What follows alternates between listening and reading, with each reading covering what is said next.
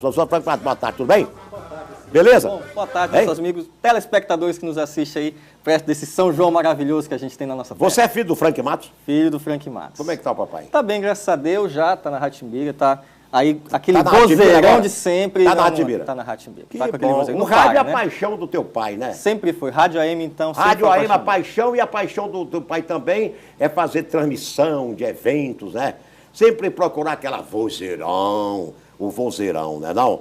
Aquele vozeirão O marcante. teu pai me lembra o Lombardi, né? Aquela voz. Aquela voz maravilhosa. Inclusive, Silvio voz do São João, né? Voz do Matos São vai João. estar aí de novo no São João e não larga. Mas vamos pagar do Frank Matos e vamos pro Franquinho aqui, Franquinho.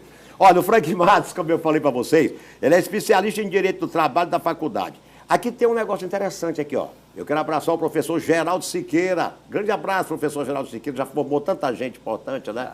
O professor Geraldo Siqueira é uma figuraça. Ó, durante os jogos da Copa do Mundo, os funcionários podem ter folga para assistir aos jogos. Você que é especialista em Direito do Trabalho, você acha que pode? É de direito? Isso aí, professor? Bom, é de direito, pode, mas tudo vai depender, claro, de um acordo entre o trabalhador e o seu patrão, né, que a gente chama empregado e empregador. E é importante a gente fazer duas diferenças. Sim. Qual a decisão do empregador? Vai haver funcionamento, né, no local ou não? Ou não? Não havendo funcionamento, aquele patrão diz, eu vou fechar o estabelecimento, ninguém vai trabalhar, vai todo mundo para cá assistir o Jogo do Brasil. Eu também vou assistir o Jogo do Brasil, dono, né? o proprietário também quer isso. Exatamente. Então, uma notícia maravilhosa quando a gente junta folga, salário e futebol. Todo mundo gosta. Se juntar os três, maravilha.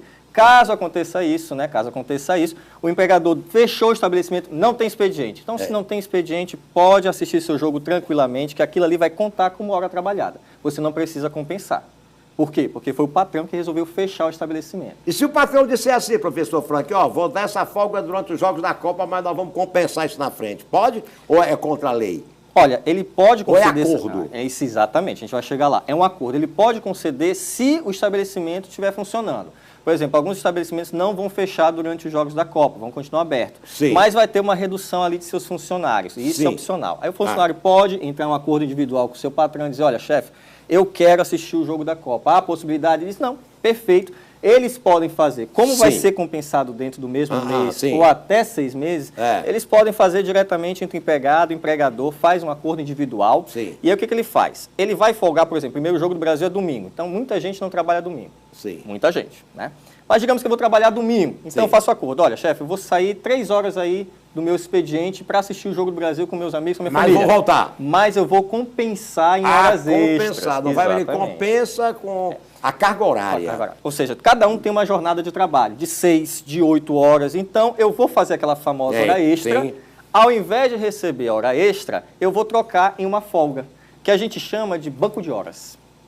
Banco de horas. E o banco de horas é curioso, porque foi criado na Copa de 98, a Copa da França. Foi criado? Foi criado com uma medida provisória. Não sabia Agora, eu não sei se foi com esse objetivo. Com esse objetivo, sim. Mas serviu muito bem. Como é que funciona o banco de horas? O empregado vai acumulando essas horas extras e funciona como banco, né? Fica ali como crédito. No dia que o empregador precisar, ou o empregado, né? Tanto, eles acordam descontar aquelas horas que ficaram acumuladas em uma folga. Sim. Então, o empregado já pode ir se programando, procura o seu patrão, vê se é possível fazer esse banco de horas, se há na sua empresa onde você trabalha banco de horas, e vai acordar, chefe, é o seguinte, vai funcionar aqui?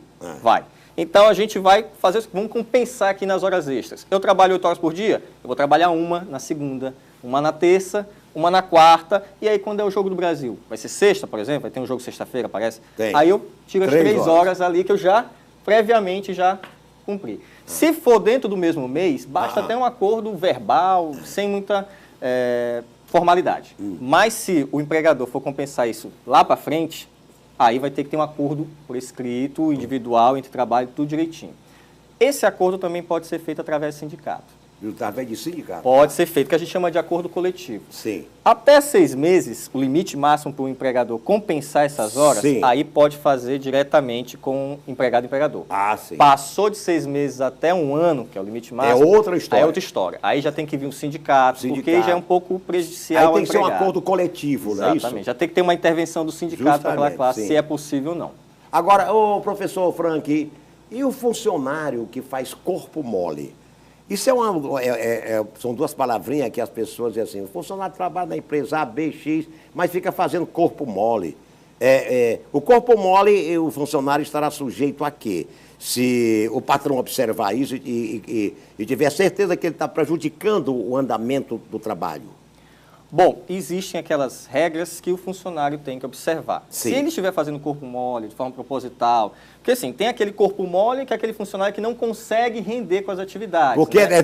Porque é da sua natureza. É da natureza, natureza. Sim. Aí isso pode ensejar talvez uma demissão, mas não por justa causa, porque é algo que ele se esforça, mas não chega lá a bater as suas metas. Quer né? chegar, mas agora, não consegue. O funcionário que já trabalha Sim, legal, de forma insubordinada, Sim. preguiçosa, né? Sim. Aí é chamada a atenção pelo seu empregador, não obedece às decisões do seu, porque há subordinação, né? Sim. Entre o empregado e o empregador tem que Pega haver a suspensão, às Pega vezes, uma né? suspensão, pega uma falta, você manda o funcionário, olha, vai fazer aquilo ali, vai fazer aquilo ali. Ele diz, não vou cumprir, vou ficar aqui. Aí ele pode pegar uma demissão por justa causa. por justa causa. Aí já com uma demissão por justa causa, aí vai perder muitas verbas rescisórias, perde aviso prévio, perde férias proporcionais, enfim. Acaba só recebendo saldo de salário e põe-se para fora. Professor, deixa eu fazer uma pergunta. Muitas pessoas nos procuram aqui. A nova lei trabalhista, né, que foi aprovada aí pelo Congresso Nacional, como é que está realmente a situação entre patrão e empregado?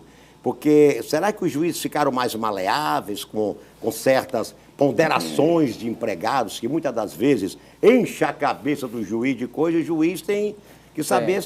Como é que você analisa isso daí? Piorou, melhorou ou continuou do mesmo jeito? Tem que ver os dois lados. A reforma trabalhista foi muito polêmica na época que ela foi elaborada. Né? Tiveram os lados, dividiu praticamente o país. Houve realmente algumas reformas, algumas mudanças que foram um pouco leoninas, prejudiciais. Né? A quem? Para o trabalhador. Sim. Mas também, por um lado, não foi tão danosa assim. Né? Tem que entender que há os pontos positivos dessa reforma trabalhista. Sim. Há essa confusão que você citou, é natural. Por quê? Olha a situação que nós vivemos em menos de um ano. Em julho saiu a reforma trabalhista que entrou em vigor em novembro. Sim. Né? A 13.467, que é a reforma trabalhista que alterou a CLT. Sim.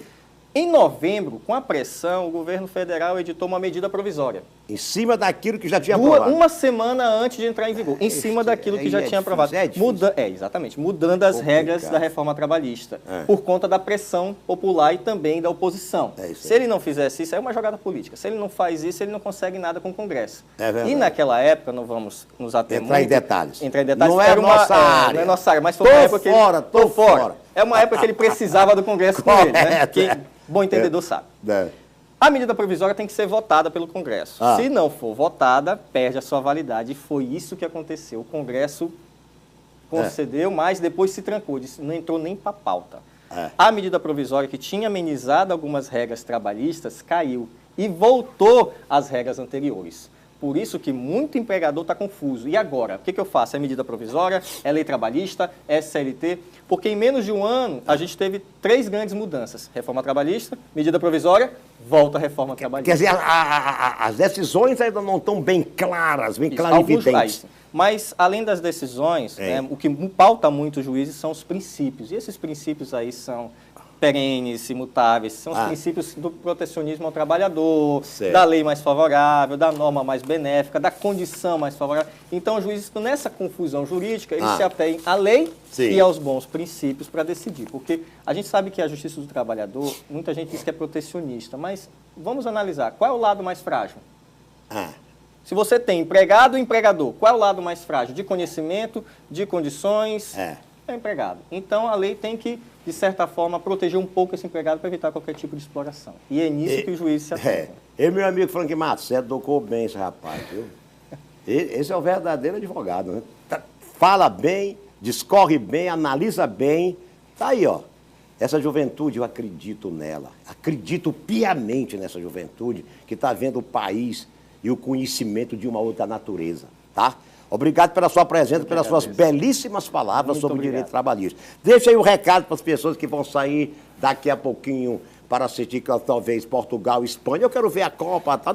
Como é que ele deve proceder? O seu recado final aí. Meu recado final para você, nosso amigo telespectador, empregado, procure o seu patrão. Nada que não se resolva com um bom acordo individual de trabalho, tá? Veja as possibilidades da sua empresa, veja se é possível ter o banco de horas. Ainda tem uma questão. Se não for possível o banco de horas na sua empresa, não tem problema. Negocie com o seu patrão a troca pela sua folga. Olha, meu repouso semanal remunerado é sábado. Vou trocar, chefe. Eu quero assistir um jogo sábado, troca para segunda-feira. Nada que um bom acordo não resolva. E claro, se previna, né?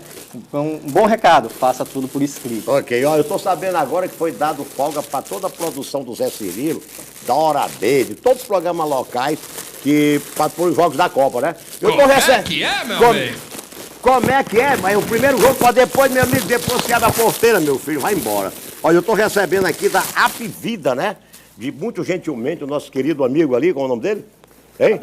Adailton, está nos trazendo. Adailton. Ó, trazendo aqui uma camisa da Apvida, né? Não, ó.